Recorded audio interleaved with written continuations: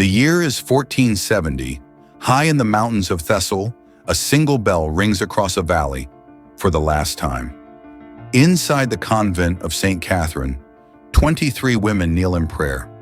They've spoken these same words every dawn for years, but today they taste different, like ash, like goodbye. Outside their stone walls, the horizon bleeds red, not from sunrise, but from the banners of an empire. The Ottomans don't march, they flow, a tide of steel and fire swallowing kingdoms whole. Bell echoes, distant thunder of drums. Sister Elani, the abbess, clutches a silver crucifix that survived 3 generations. Her hands tremble, but not from fear. She knows what's coming. They all do. What they don't know, what history almost erased, is that death would have been a mercy. Because what happened next wasn't conquest, it was erasure. Low, haunting music begins. 17 years earlier, in 1453, Constantinople fell. The jewel of Christendom, gone in 53 days of cannon fire and blood. Within hours, the Hagia Sophia was stripped of its crosses. Within days, the call to prayer rose from its domes. Sultan Mehmed II didn't just capture a city, he captured identity. He knew you don't defeat a people by killing them. You defeat them by erasing who they are. Every church that still stood, every bell that still rang, every nun who still prayed in Latin, was a wound that refused to close. So the Sultan made a decision. If they will not convert, they will disappear. By 1470, the empire had perfected this quiet weapon. Monasteries vanished from the maps of Greece, Serbia, Armenia. No massacres, no martyrs, just silence. And St. Catherine's Convent in Tittle, far from any city or garrison, was next. These weren't warriors. They were women of prayer. Their weapons were rosaries. Their armor was faith. Sister Elani had led the convent for 12 years. Sister Magdalena, just 19, still bore calluses from her father's farm. Sister Theodora was 70, too old to fear death anymore. None of them had ever seen an army. At dawn, the first cannonball struck, not the chapel, the bell tower. The bell shattered mid-swing, raining iron into the courtyard where the sisters grew herbs for healing. Sister Elani stood, raised her crucifix high, and began to sing, Kyrie eleison, Lord have mercy. One by one, the others joined her. 23 voices against an empire. But empires don't listen to songs. By midday, the gates were breached. Ottoman soldiers poured in, not with swords drawn, but with ledgers and inkpots. They counted, cataloged, recorded. To them, the sisters weren't women, they were assets. A Greek translator read the decree, convert and live, refuse and face the consequences of rebellion. Sister Elani stepped forward and said, tell your sultan we have already given our lives to a king. The officer, Hassan Pasha, smiled. He knew faith burns brightest, just before it dies. For 3 days, the women were locked inside their chapel. No food, no water. By the second night, 2 sisters began to weep, but Magdalena whispered a psalm. Though I walk through the valley of the shadow of death, I will fear no evil. Her whisper became prayer. Prayer became defiance. Hassan waited. On the 3rd day, he offered bread and water. The nuns refused. By the 4th, they could barely stand, but they still prayed. Then came the next stage of erasure, removal. They were ordered to march, 7 days to the coast.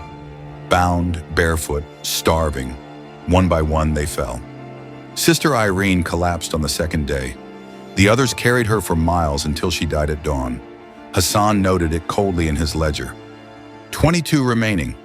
By the time they reached Volos, only 18 were left, hollow-eyed, silent, but unbroken.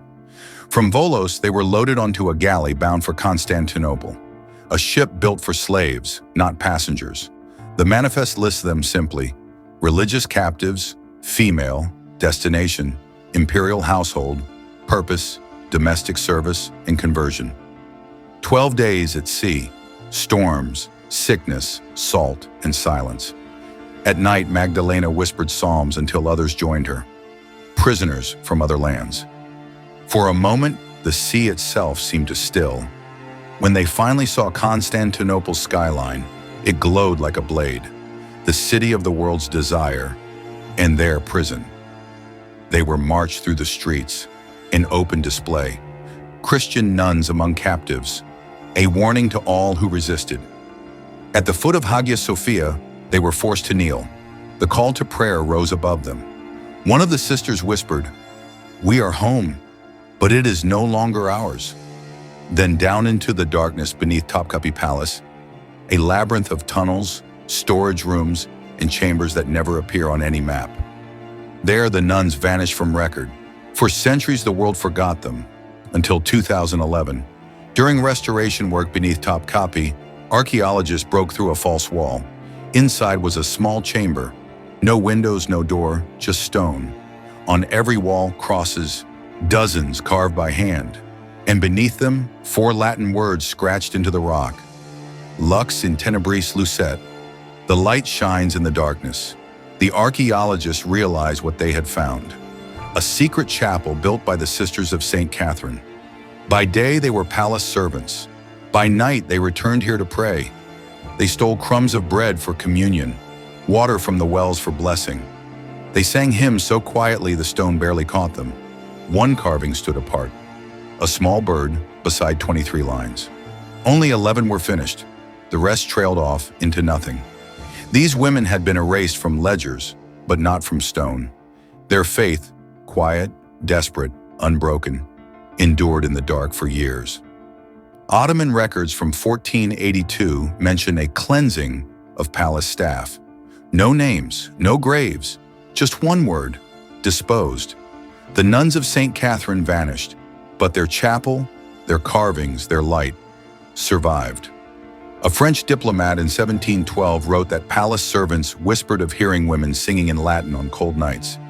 He called it superstition. He was wrong, because centuries later, those carvings still whisper. Lux in tenebris lucet. The light shines in the darkness. It's not a story about religion. It's a story about power, and what happens when power tries to erase people.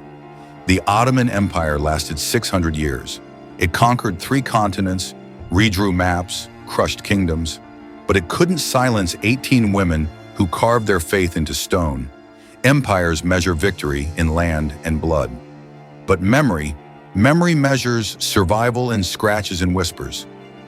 And sometimes that's enough. The palace still stands. Tourists walk its halls, unaware of what lies beneath their feet. A chapel carved in secret, a message from women who refuse to disappear.